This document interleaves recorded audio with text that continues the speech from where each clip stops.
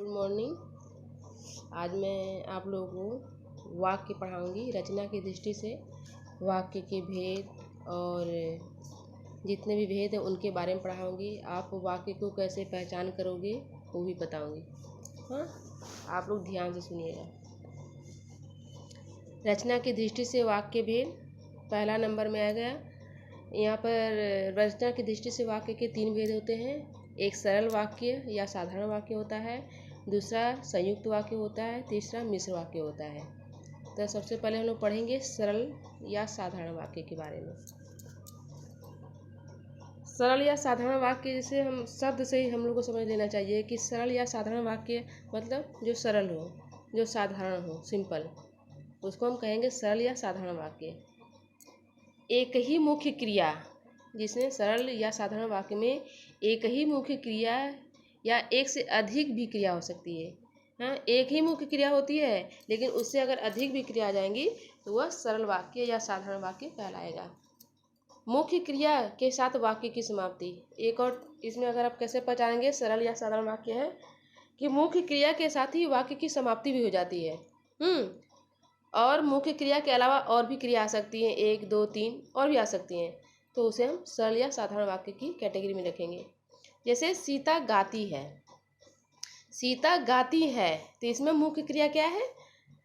मुख्य क्रिया है, इसमें है मुख्य क्रिया हो गया।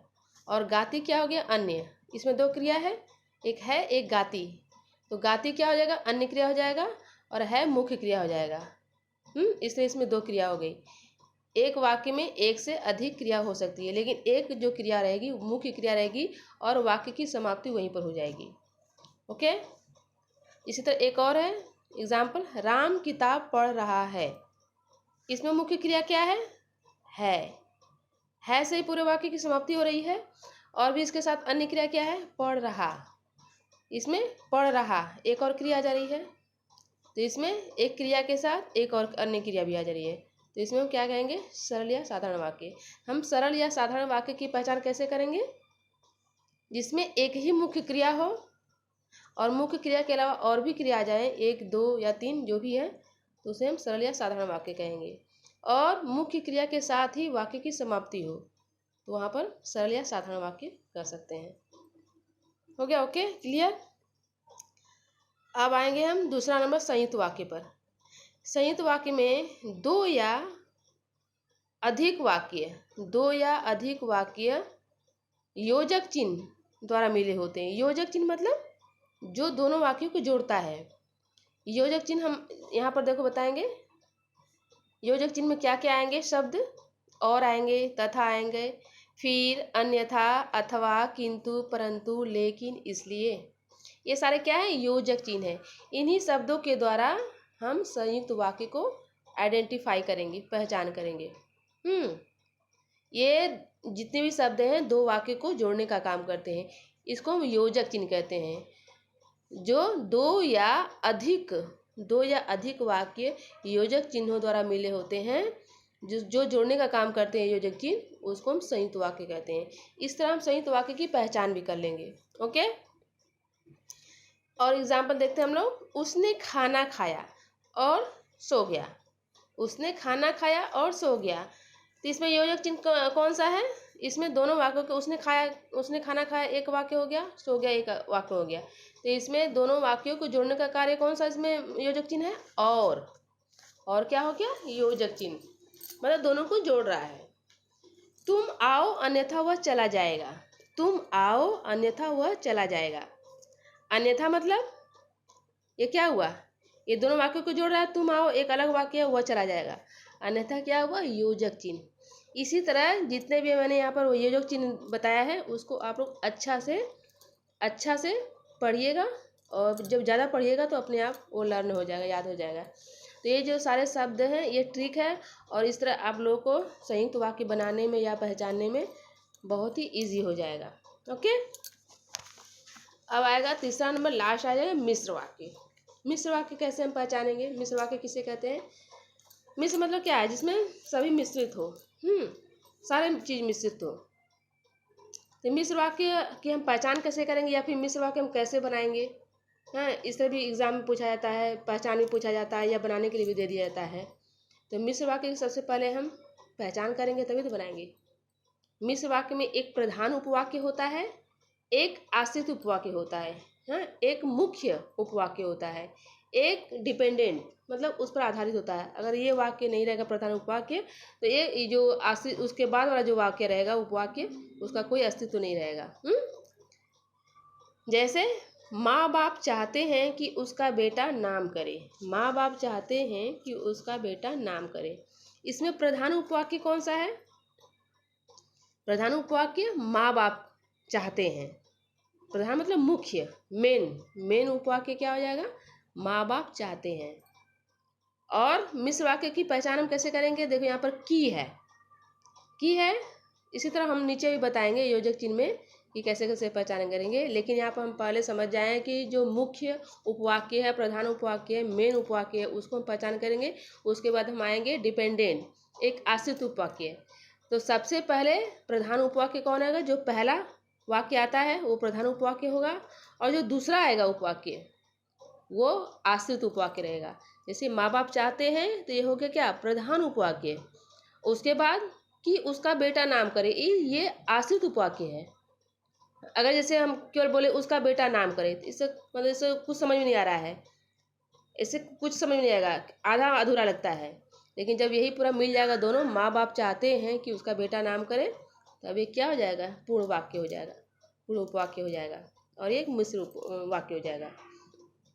इस तरह मिश्र वाक्य हम लोग जब बनाएंगे तो इस तरह बनाएंगे, और पहचान भी हम लोग इसी तरह करेंगे। अगर जैसे क्लास 10 में पूछता है कि ये कौन सा उपवाक्य है, प्रधान उपवाक्य है या आश्रित उपवाक्य है, उस पर एक लाइन खींच कर दे देगा। जैसे यहाँ पर दिया हुआ ना प्रधान उपवाक्य, मैंने यहाँ पर किया ना लाइन, उसी प्रकार एग्जाम में दे देगा कि ये कौन सा उपवाक्य है।